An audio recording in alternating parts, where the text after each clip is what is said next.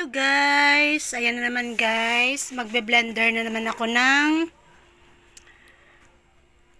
gulay with prutas.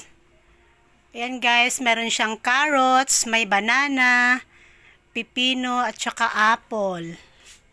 Ayan guys, lagyan ko siya mag-add ako ng fresh milk. Ayan. Sulit ang sarap at healthy. Yan guys. Tatlo na kami dito guys. Maghati. Yan. Ang sarap. Para sa ating kalusugan. Tsaka takpan natin guys.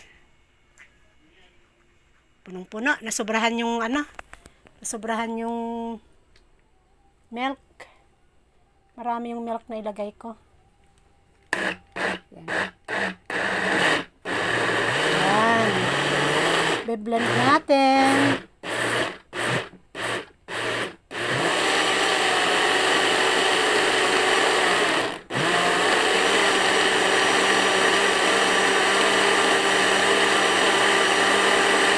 Okay guys. Tapos na guys.